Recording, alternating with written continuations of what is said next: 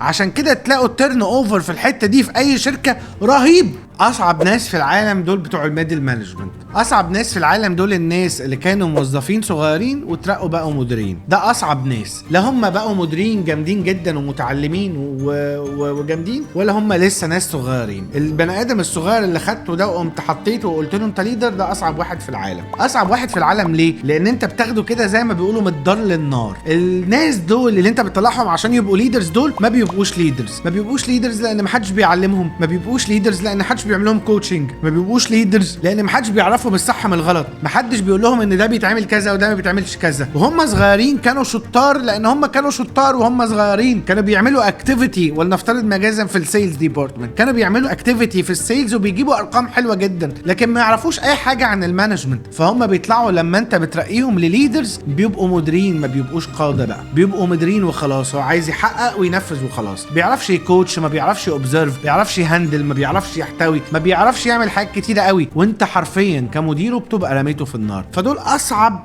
حته في البيزنس انت تهندل. عشان تعمل الكلام ده زي ما عملته معاهم وهم سيلز وانت كنت ليدر، لازم تعمله معاهم وهم ليدرز وانت مديرهم. لازم تبتدي تعلمهم حاجات تانية، لازم تبتدي تعلمهم يعني ايه كوتشنج، يعني ايه هاندلنج، يعني ايه اوبزرفنج، يعني ايه بانشمنت، يعني ايه ريوردز، وامتى يعمل ده وامتى ما يعملش ده، وامتى يلبس البدله الغامقه وامتى يلبس البدله الفاتحه. انت لما بترقيهم انت بتاسيوم ان الناس دي فاهمه، وهم كمان دي ار اسيومينج ان احنا فاهمين لدرجه ان احنا ترقينا وبقينا مديرين. هاويفر ان ده مش حقيقي. فده اصعب سيكتور واصعب ناس. عشان كده تلاقوا التيرن اوفر في الحته دي في اي شركه رهيب. البني ادم كان سيلز شاطر جدا وترقى بقى مدير مشي. البني ادم كان سيلز شاطر جدا وترقى بقى مدير وبقى اتيتيودو وحش. البني ادم كان سيلز شاطر جدا وترقى بقى ليدر وبقى محدش طايقه. البني ادم كان سيلز شاطر جدا وترقى بقى مدير وبقى افشل واحد. ليه؟ لان انت في الترانزيشن دي انت ما عملش المطلوب منك كمديرهم او كشركه في ان انت تعلمهم زي ما انت محتاجهم هم يعلموا الناس اللي تحتيهم، وان انت تobserve زي ما هم المفروض يobserve الناس اللي تحتيهم and so on. فاحنا لو جينا عملنا الترانزيشنز دي لازم تبقى فاهم ان دي the